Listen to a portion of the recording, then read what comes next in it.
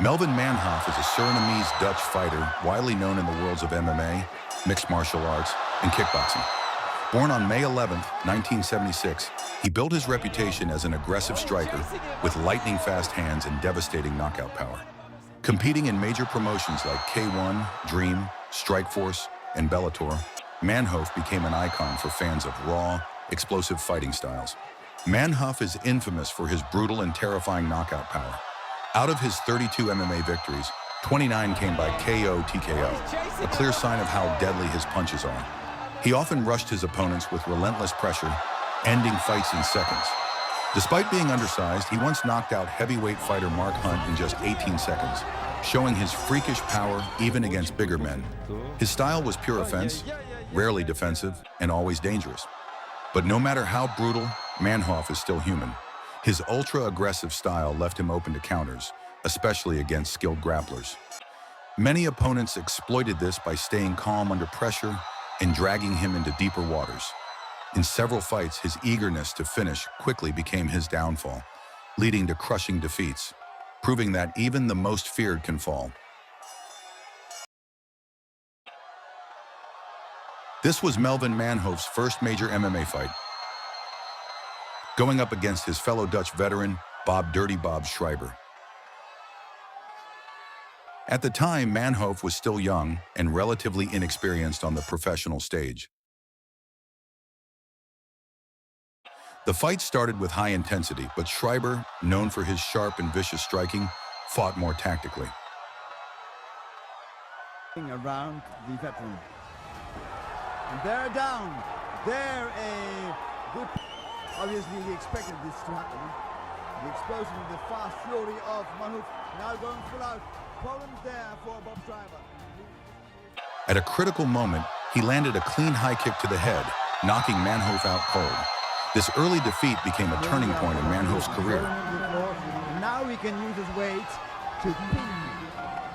Though he lost, he used the experience as motivation to evolve and improve. The hands, full power blows, and there's no answer coming there, and he's almost unconscious.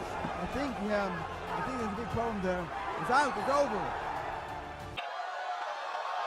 It set him on the path to becoming one of the most feared strikers in combat sports history.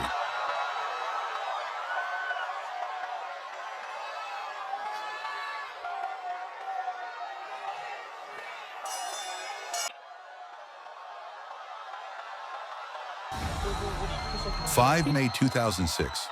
In this bout, Melvin Manhoef faced off against highly technical Japanese fighter Yoshihiro Akiyama, a world-class judoka with solid striking skills.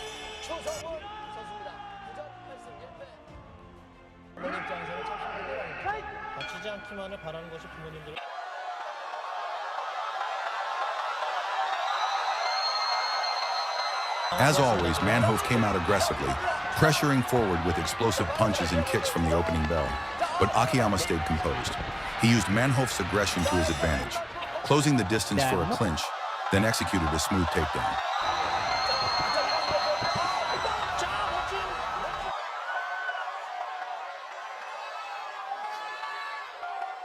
Once on the ground, Akiyama quickly transitioned to a dominant position and locked in a clean armbar submission. Manhoef was forced to tap out. This loss served as another reminder that while Manhoef was devastating in the stand-up game, his lack of grappling defense left him vulnerable to skilled submission artists. Akiyama controlled the pace and finished the fight efficiently. May 3, 2007, loss to Dong Sik Yu. Melvin Manhoef entered the ring with a fearsome reputation as a knockout machine.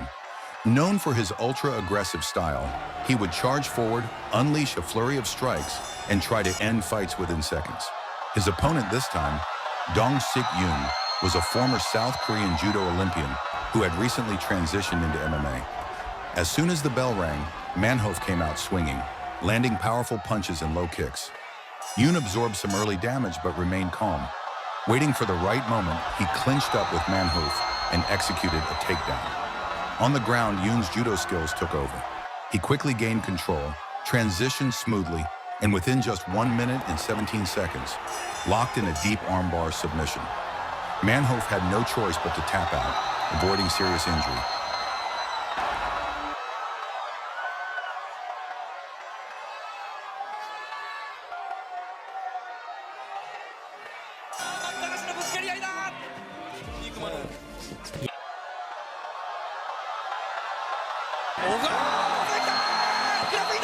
きに行くか、この拳だ、一瞬で決めるのか。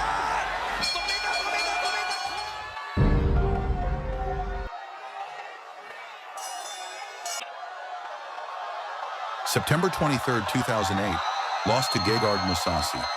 Melvin Manhoef entered the Dream Middleweight Grand Prix semifinal, riding a wave of momentum after a brutal win over Kazushi Sakuraba. In the semifinal, he faced Gegard Mousasi, the Armenian Dutch fighter widely regarded as one of the most technical and well-rounded competitors in MMA at the time.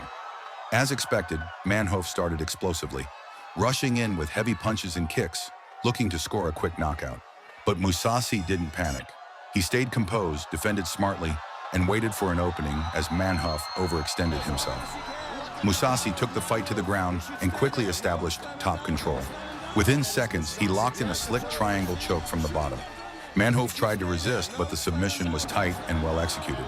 In just 1 minute and 28 seconds, Manhoef was forced to tap out. July 17, 2006, lost to Paulo Filho. In one of the most shocking and shortest fights of his career, Melvin Manhoef faced Paulo Filho, an undefeated Brazilian jiu-jitsu black belt and one of the top middleweights in the world at the time. Manhoef, known for his explosive stand-up and knockout power, came out aggressively as usual. But within just 40 seconds, Filho timed his takedown perfectly, bringing the fight to the ground where he was most dangerous. Filho quickly advanced his position and locked in an armbar submission, forcing Manhoef to tap out. It was a clear demonstration of how elite grapplers could neutralize Manhoef's striking if they managed to take him down early. Got to step over. There it is! It's over! It's over! Manhoef faced Joe Schilling, where his aggressive striking style was outmatched. Schilling landed a perfect counter right hook in the second round,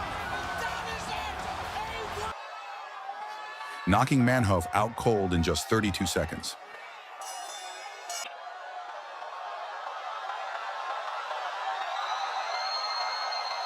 Against Rafael Carvalho, Manhoef was outpointed in a tactical battle.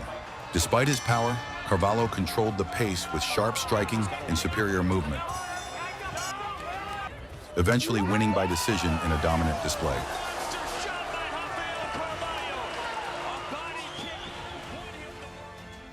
Against Corey Anderson, Manhoef struggled with Anderson's wrestling. Anderson took him down multiple times, maintaining control on the ground and earning a unanimous decision victory.